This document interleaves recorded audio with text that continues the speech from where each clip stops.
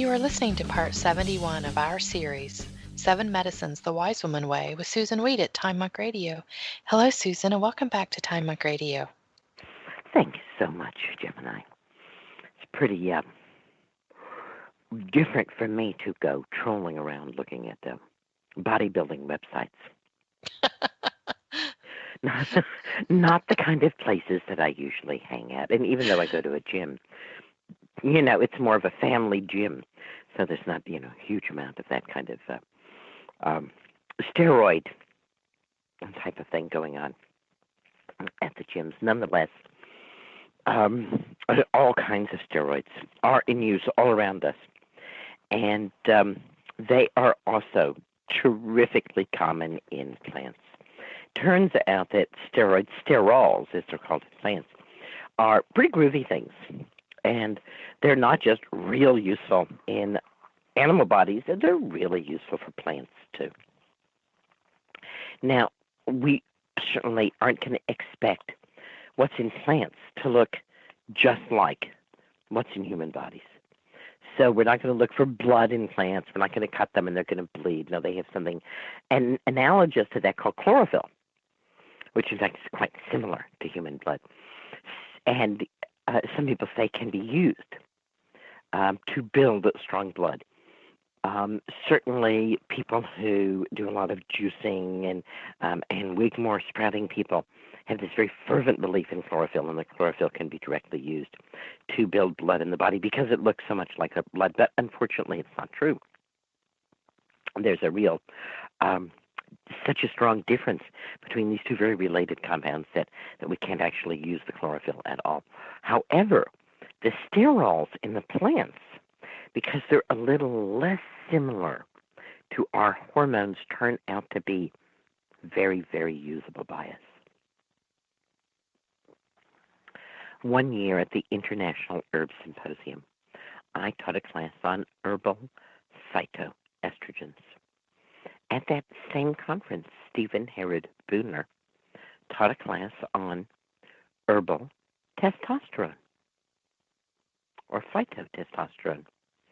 And needless to say, I wanted to go to his class and he wanted to go to my class. But our classes were scheduled for the same time. It's a large conference. There's lots of classes at the same time. So we agreed to meet for lunch so that we could share with each other what we had taught in our classes and the results of our studies. He allowed me to go first, ladies first, he said. And I said, well, I started by saying that with a couple of exceptions, there really aren't any estrogens in plants. The whole idea of phytoestrogens is a bit of a misnomer. I said there actually is some real human estrogen in pomegranate seeds, but most people don't eat them. And there is real human estrogen in orange peels. And in new menopausal years, I give a remedy for orange peel marmalade and lemon peel marmalade so that we can have access to this if we want it. And very young, called French green beans, actually have a small amount of active estrogen in them. But other than that, what's really present in the plants is not already estrogen, but sterols, compounds that can be turned into hormones by the body. I then paused, giving him his opportunity in the conversation, although, of course, I had talked to my class for an hour and a half, but I didn't want to take up the whole lunchtime conversation. And Stephen looked at me, chewed a bite of salad, and said, I told them that pine pollen is pure testosterone. So we can start right there. If you're a man who is interested in increasing the amount of testosterone in your body, then pine pollen is the most natural source of that testosterone.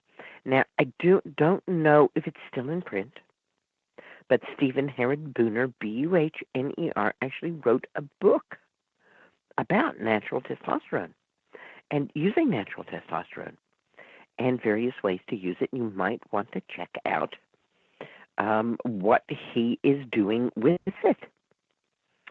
The effects, the side effects are definitely not the same as if we were taking manufactured testosterone.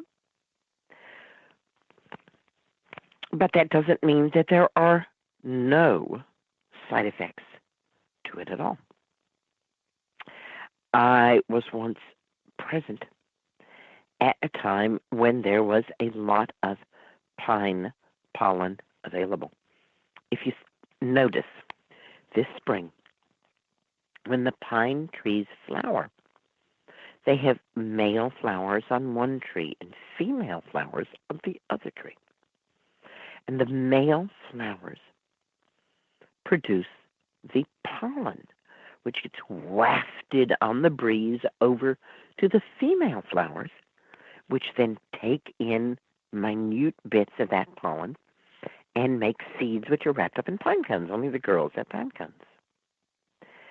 And in the area where I was, in the Lost Pines near Austin, Texas, there is so much pine pollen on the few days when the males are putting their pollen out that when we woke up in the morning, the outdoor deck and all the furniture was covered in a layer, like a layer of snow, but it was golden pine pollen. And we went out with little whisk brooms and toothbrushes, and we brushed it up, and we got it. We had maybe a half a cup of pine pollen. It was an enormous amount of pine pollen.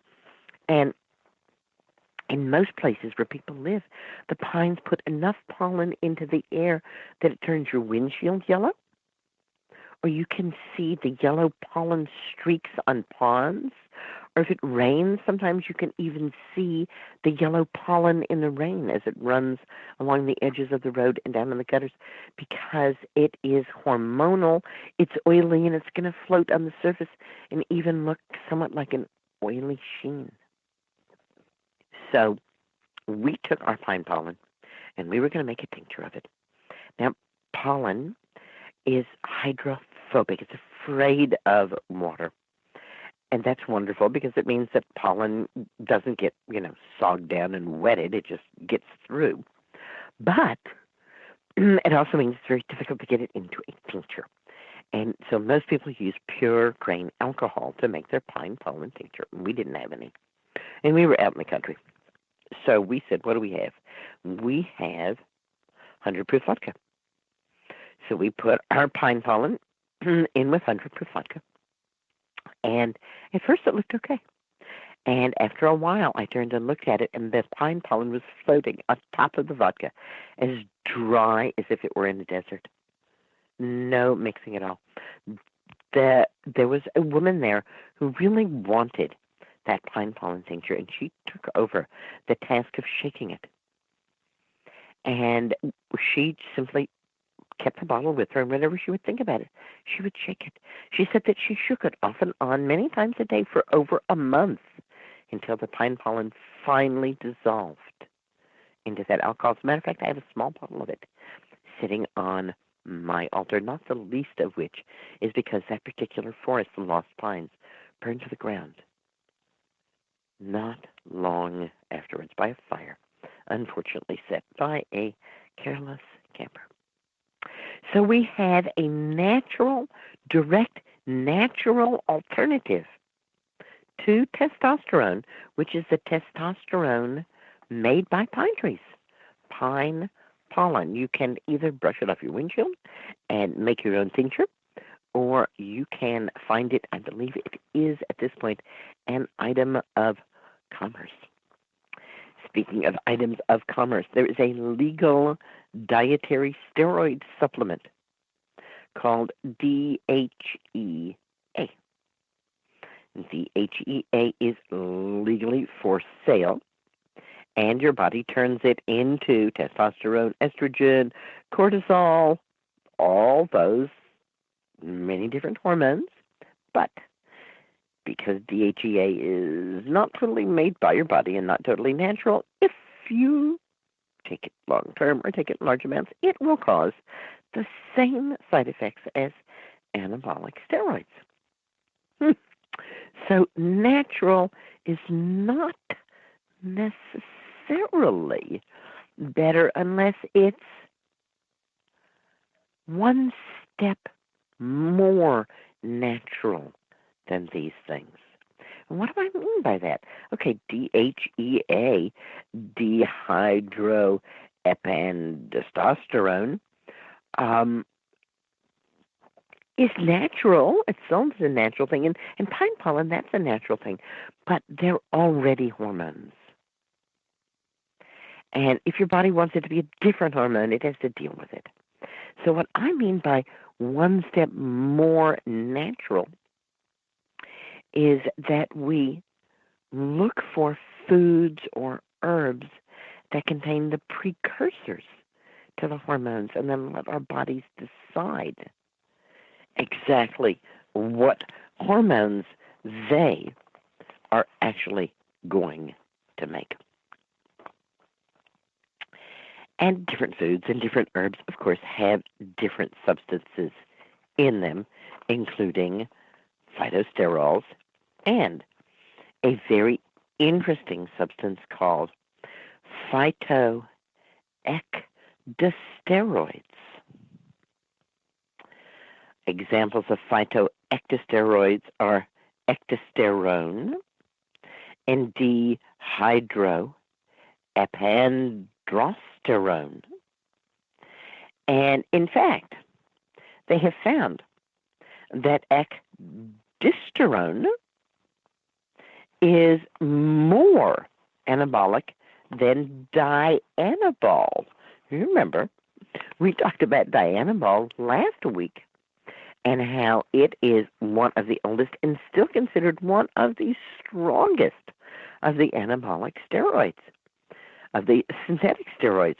A recent study found that rats fed a plant that contains high levels of ectosterone increased their grip strength by 24% when compared to controls. And the plant is not some strange plant, it's spinach. Spinach and probably all leafy greens are a superb source of phytoectosteroids.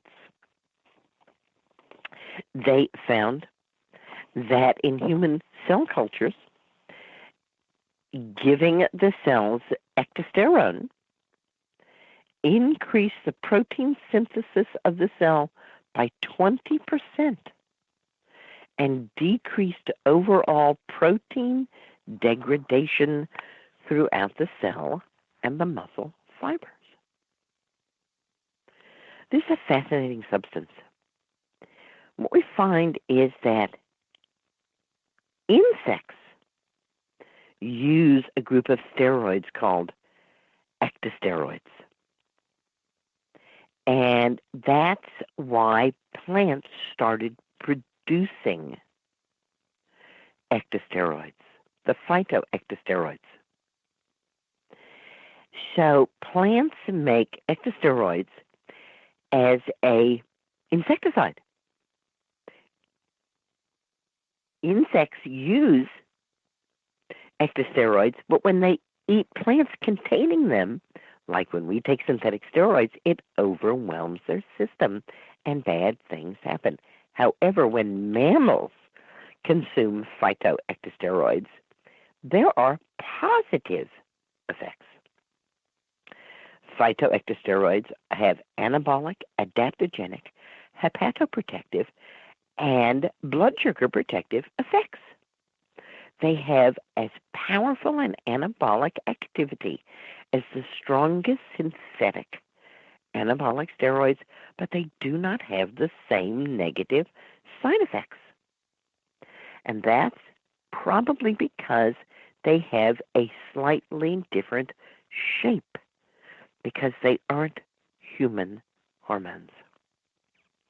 In fact, phytoectosteroids have been shown to increase strength and anabolic activity across a wide range of mammals, to improve insulin sensitivity, to reduce visceral fat, to aid memory, and to improve wound healing.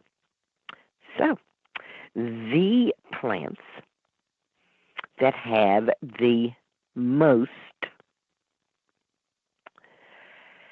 ectosterone are spinach, and there's 45 milligrams of bee ectosterone in 450 grams of spinach. Let's see, 30 grams is an ounce.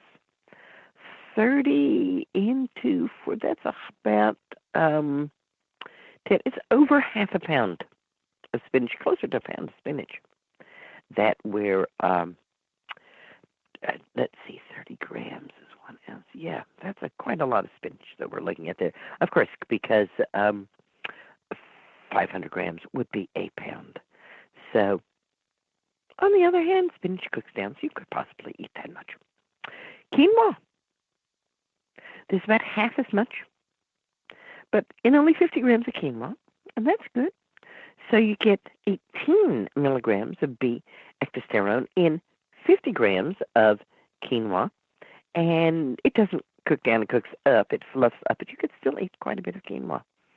And suma root, Passia paniculata, also known as Brazilian ginseng, or in the local patois, para todo, for everything. And there's about 26 milligrams of bee ectosterone in 4 grams of suma root powder.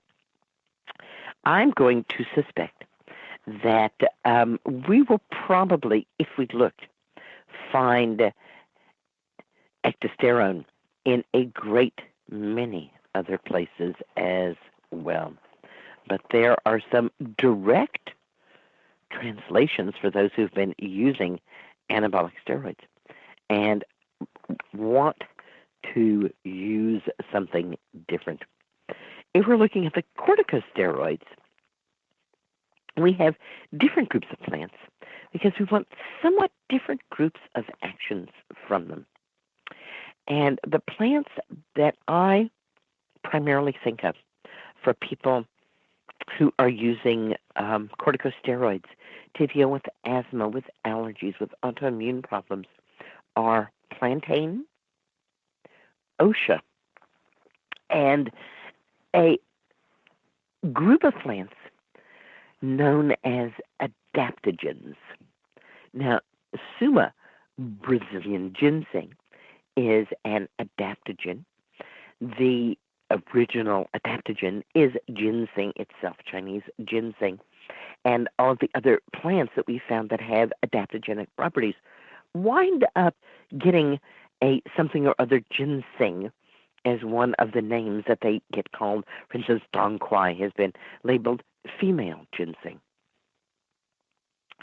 And these adaptogenic plants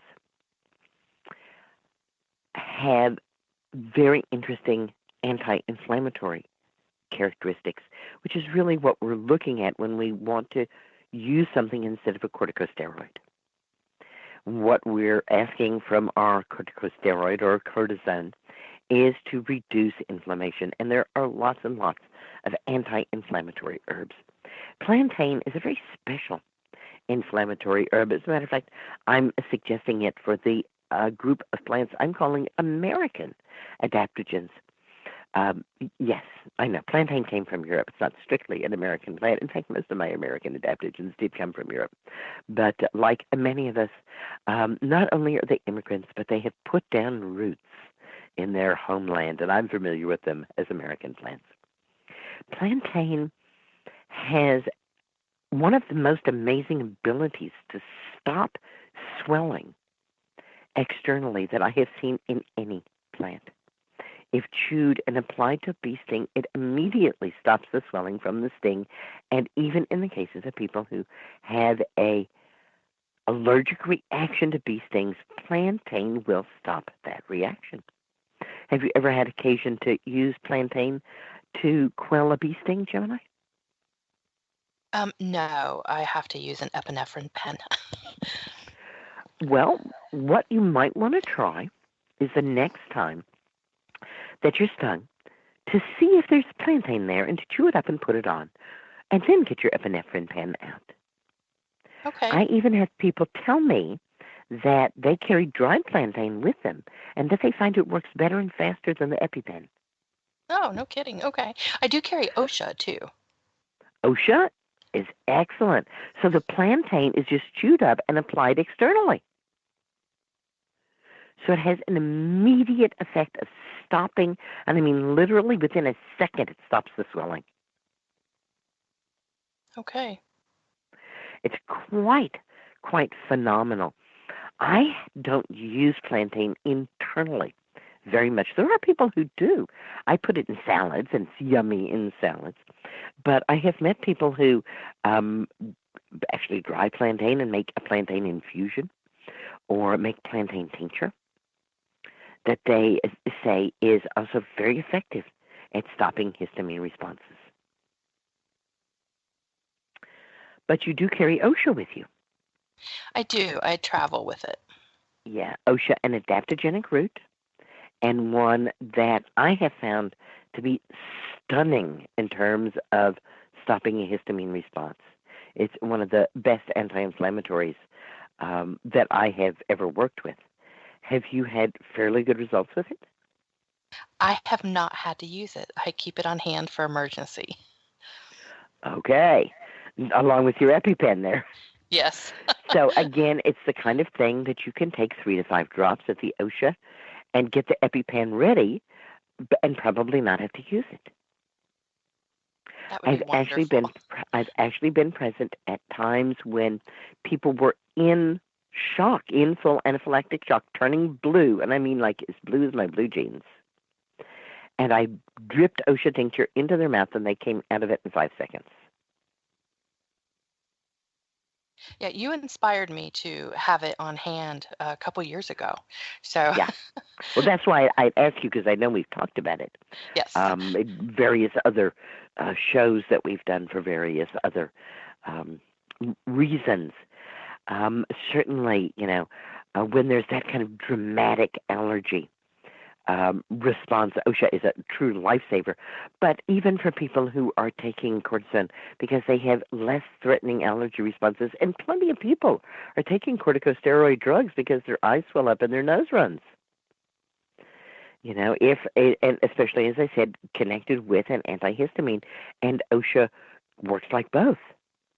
It's like the corticosteroid and the antihistamine rolled into one, and really helps us to pull back from the edge in those responses. I think that one of the things, to me, that's different about herbs and drugs is that drugs encourage us to act like machines and just keep marching on and working, whereas herbs say, look, I'll let you off now, but you're going to really have to stop and take care of yourself.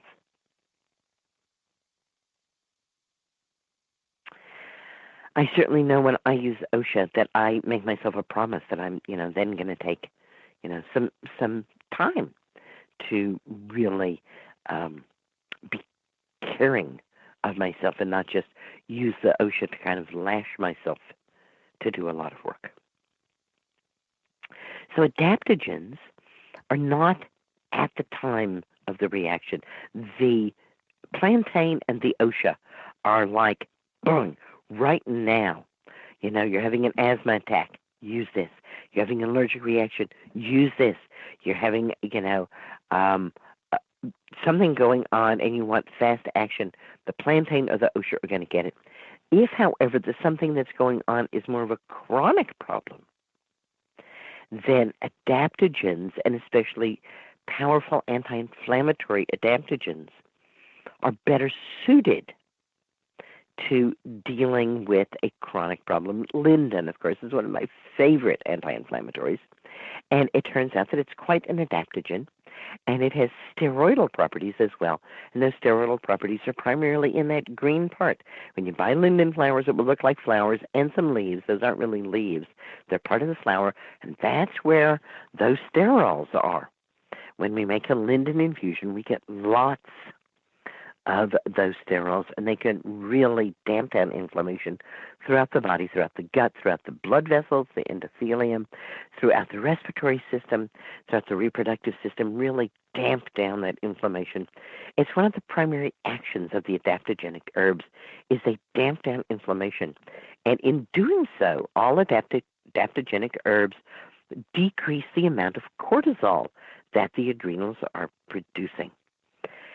This means that there's less stress, less high blood pressure. All of the systems of the body start to work better.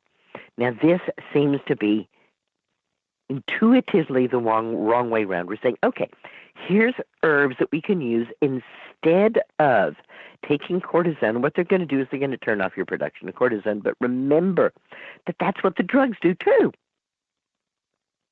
Even though we're taking it, what it actually does is it turns off the body's own ability to make cortisone.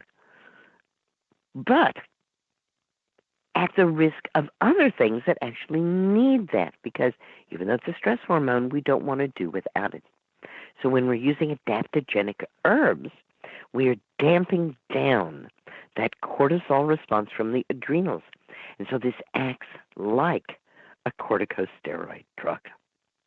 Basically, adaptogenic herbs are herbs that are non-toxic, non-specific, and normalizing to all body functions. They are antioxidant, they are anti-inflammatory, and a great many of them are hepatoprotective. Now we're finding the kinds of things that we really want, rather than taking things that can have very severe long-term effects.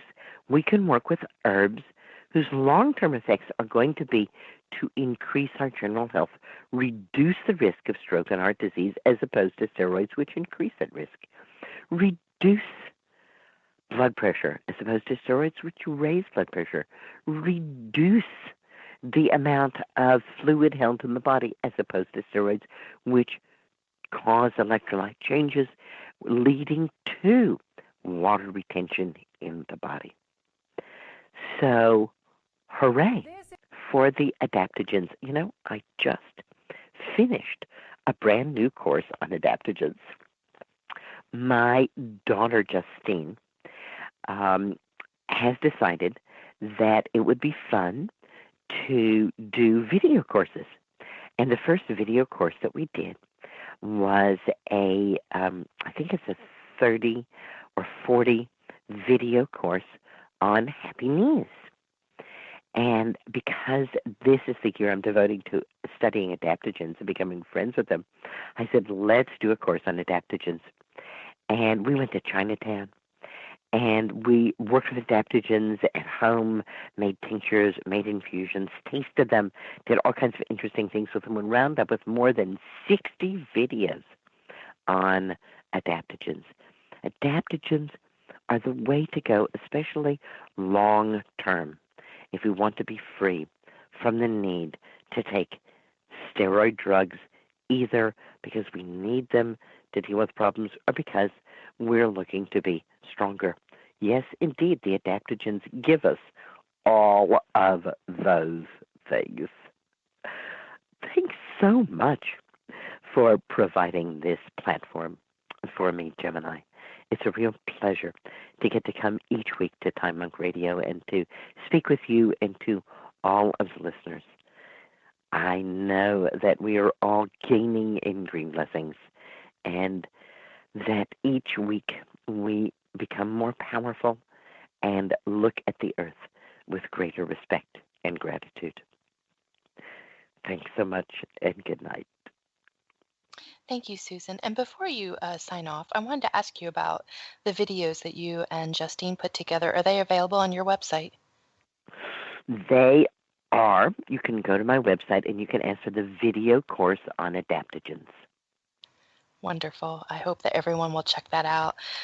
And thank you so much for joining us here at Time Monk Radio. And this concludes part 71 of our series, The 7 Medicines, The Wise Woman Way with Susan Weed at Time Monk Radio.